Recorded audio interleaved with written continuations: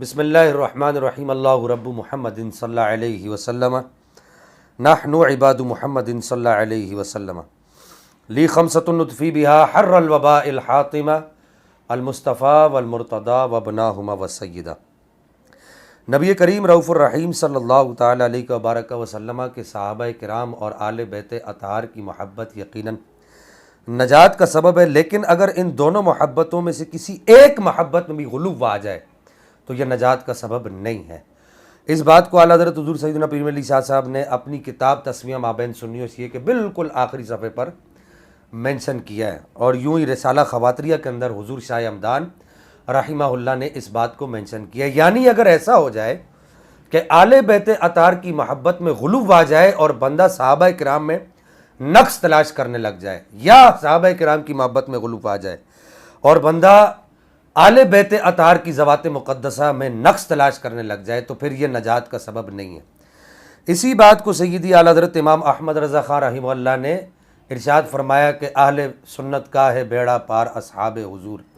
نجم ہے اور ناؤ ہے اطرت رسول اللہ کی۔ اب گزشتہ دنوں یوں ہوا کہ شیخ الحدیث و تفسیر پیر سید حسین الدین شاہ صاحب نے اپنی جامعہ کی مرکزی تقریب میں خطاب کرتے ہوئے حضرت معاویہ کے حوالے سے اپنے مریدین و متعلقین و متوسلین کو بریفنگ دیتے ہوئے یہ کہا کہ امام حسن نے جو خلافت حضرت معاویہ کو سونپی تو امام حسن اپنی چادر تطہیر کو ملوکیت کے دامن سے داغدار نہیں کرنا چاہتے تھے۔ علماء اہل سنت نے اپنی اپنی بساط کے مطابق شاہ صاحب کو یہ توجہ دلائی کہ یہ جملہ درست نہیں ہے، یہ صحابی رسول کی شان کے خلاف ہے۔ بجائے یہ کہ شاہ صاحب اس کی طرف توجہ کرتے، ایسا نہ ہوا، بجائے اس کے یہ ہوا کہ ان کے جامعہ کے ایک وکیل مفتی حنیف قریشی صاحب نے اس کی بے جا تائیدات کرنا شروع کر دی، اور ایک حدیث مبارکہ ملکن عدودہ، جس میں ملکن عدودہ کے الفاظ آئے، اس حدیث مبارکہ کو حضور سیدنا امیر معاویہ رضی اللہ عنہ وارضہ عنہ کی ذات مقدسہ پر چسپاں کرنے کی کوشش کی، اور یہ کہا کہ جی حضرت معاویہ کی جو خلافت تھی، حضرت معاویہ کی جو سلطنت تھی وہ ملک عدود تھی، اور اس کا ترجمہ اگرچہ انہوں نے نہیں کیا لیکن ان کی مراد یہی تھی کہ جی وہ دانتوں سے کاٹ کھانے والی بادشاہت تھی۔ اب احادیث میں یہ لفظ اور بھی دیگر مقامات پر آیا ہے۔ ہمارا یہ ویڈیو بنانے کا مقصد یہی ہے، ہمیں یہ کہا گیا کہ شاہ صاحب آپ نے صرف حاضری لگائی، اگرچہ ہم نے وہاں پر بڑی مضبوط بات کی لیکن ان لوگوں کو سمجھ نہیں آئی، تو پھر ہم نے چاہا کہ اس کی قدر تفصیل بیان کر دی جائے۔ یہ میرے سامنے صحیح ابن حبان ہے، اس کی حدیث نمبر 5963 ہے۔ نبی پاک صلی اللہ تعالیٰ علیہ وبارک وسلم حضرت حذیفہ بن یمان جو صاحب سر رسول ہے، نبی پاک علیہ السلام کے رازدار ہیں، ان کو فتنوں کے بارے میں خبر دے رہے ہیں، اور یہی حدیث مبارکہ اشیاۃ اللمعات میں بھی شیخ محقق نے نقل کی ہے، اور یہی ترجمہ کی ہے جو ترجمہ ابھی میں کرنے لگا ہوں، اور سنن ابی داؤد شریف میں بھی یہ حدیث مبارکہ موجود ہے کہ نبی پاک صلی اللہ تعالیٰ علیہ وبارک وسلم نے حضرت حذیفہ بن یمان کو فتنوں کے بارے میں خبر دی، اور آخر میں حضرت حذیفہ بن یمان نے کچھ سوالات نبی پاک علیہ السلام سے کیے، تو اس وقت نبی پاک علیہ السلام نے جواب کے طور پر ارشاد فرمایا وَيَا حُذَيْفَةُ وَأَنْتَ عَادٌ عَلَى جَذْرٍ خَشْبَةٍ يَابِسَةٍ، یہ الفاظ وَأَنْتَ عَادٌ عَلَى جَذْرٍ خَشْبَةٍ يَابِسَةٍ کہ اے حذیفہ اس وقت کسی خشک درخت کی جڑ کو اپنے دانتوں سے اگرچہ تو مضبوطی سے پکڑے ہوئے ہو۔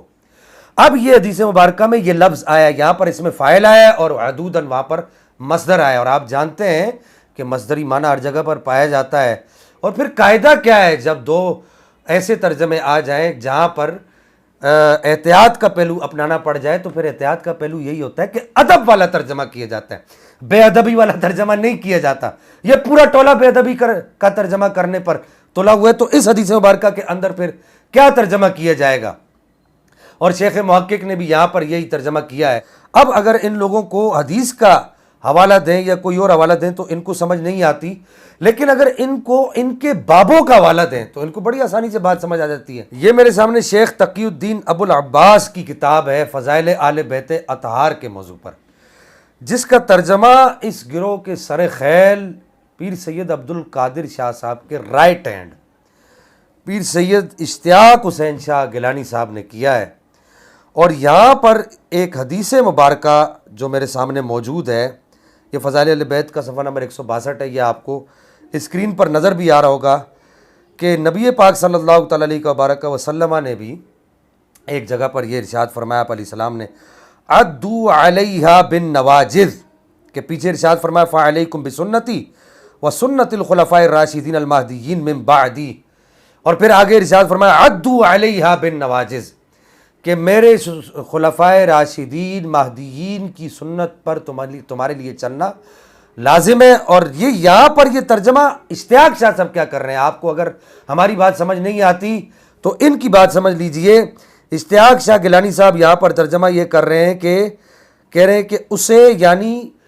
خلفائے راشدین مہدیین کی سنت کو دانتوں سے مضبوط پکڑ لو، دانتوں سے کاٹو نہیں، دانتوں سے مضبوط پکڑ لو، تو اس کا ترجمہ یہی ہوگا کہ مضبوط بادشاہت۔ تو اب میں سمجھتا ہوں کہ یہ کافی ہوگا، اور پھر آگے چل کے اشتیاق شاہ صاحب جو ہیں، اشتیاق شاہ گیلانی صاحب آگے چل کے کیا کہتے ہیں، اگلی بات بڑی سننے والی ہے۔ اشتیاق شاہ صاحب آگے صفحہ نمبر 163 پر کہتے ہیں کہ حضرت معاویہ رضی اللہ تعالیٰ عنہ و ارضا عنہ پہلے سلطان اسلام اور پہلے بادشاہ تھے، اور ان کے دور حکومت میں بادشاہت اور رحمت تھی، جس طرح حدیث شریف میں آیا ہے۔ اب یہ آگے دیکھ لیجئے، آپ خود دیکھ لیجئے گا، ستکون خلافت نبوت ثم یکون ملک ورحمت، یہ پوری وہ حدیث وہ نقل کر رہے ہیں، اور یہ حدیث مبارکہ کا نیچے حوالہ بھی دیا گیا ہے، سنن ابی داؤد کتاب السنہ، اسی طریقے سے ترمذی شریف کتاب الفتن، مسند امام احمد بن حنبل میں یہ حدیث مبارکہ نقل ہے کہ حضرت معاویہ کی جو سلطنت تھی وہ رحمت تھی، بادشاہت تھی اور رحمت تھی، آپ اس کو ملک حدود کے اندر داخل کر رہے ہیں۔ یہ کیا اہل سنت کے بزرگوں کی تصریحات ہیں، اور پھر یہ میں بالکل صحیح سند کے ساتھ ایک حدیث مبارکہ پڑھنے لگا ہوں، مجمع الزوائد حدیث کا نمبر 8964 ہے، کہ نبی کریم علیہ الصلوۃ والسلام نے ارشاد فرمایا کہ آپ علیہ السلام نے ارشاد فرمایا کہ اول ھذا الامر نبوۃ ورحمۃ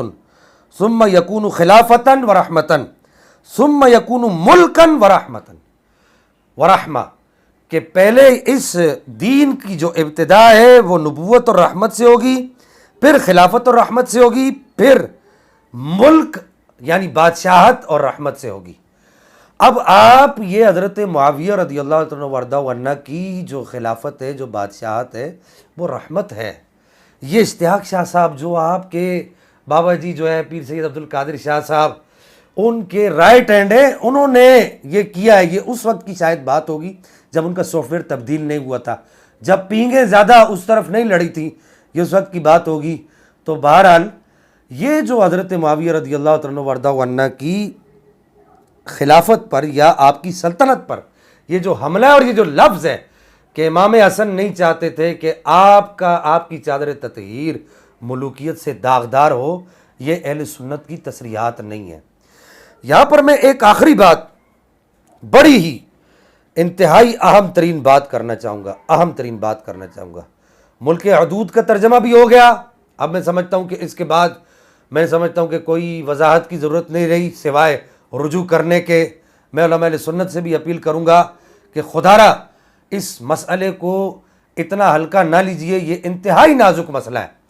اور آخر میں یہ بات کرنا چاہوں گا کہ بقول آپ کا جو پورا ایک گروہ ہے، پورا آپ کا جو ایک گروپ ہے، اس کے بقول جب حضرت معاویہ رضی اللہ عنہ وارضہ عنہ اور حضرت امام حسن کی جب آپس میں صلح ہوئی، اگرچہ ہم ان شرائط صلح کو اس کو نہیں مانتے کیونکہ اس کی سند میں ابن شوذب ہے، اور ابن شوذب ایسا راوی نہیں ہے کہ جس پر اعتبار کیا جائے۔ اس پورے گروپ کے لوگ یہ کہتے ہیں کہ جی حضرت معاویہ کے ساتھ جو امام حسن کی جو صلح ہوئی ہے اس میں ایک شرط یہ تھی کہ امام حسن نے کہا کہ یہ امر جو ہے بعد میں ہمارے پاس واپس آنا چاہیے، ہمارے پاس واپس آئے گا، یہ ایک شرط تھی، شرائط صلح میں سے ایک شرط تھی، جیسا کہ وہ ظہور احمد عزیز صاحب نے بھی اپنی کتاب کے اندر اس بات کو مینشن کیا ہے۔ تو اگر آپ اس کو ملک عدود کہتے ہیں اس معنی میں جو معنی آپ اس کا کرتے ہیں، تو امام حسن رضی اللہ عنہ وارضہ عنہ کے لیے کیا یہ لفظ مناسب ہے؟ ان کی شان کے لائق ہے یہ لفظ؟ میں وہ جری نہیں ہوں ان لوگوں کی طرح کہ میں یہ کہوں کہ جی یہ وہ جو دوسرے جملے ہیں اس کے علاوہ جو اس کے ضد ہیں یا جو اس کے مترادف اس سے بڑھ کر جو جملے ہیں، میں وہ جملے نہیں بولنا چاہتا۔ کیا یہ امام حسن کی شایان شان ہے کہ وہ ملک عدود پر آپ نے یہ شرط رکھی کہ جی یہ ملک حدود ہمیں واپس ملے گا. اگر یہ ملک حدود سے اعتبار سے تو کیا یہ امام حسن کی شان میں بے ادبی نہیں ہے؟ امام حسن کی شان کے لائق یہ الفاظ نہیں ہیں. تو بہتر حال یہی ہے کہ اب اس کے علاوہ کوئی اور چارہ کار نہیں رہا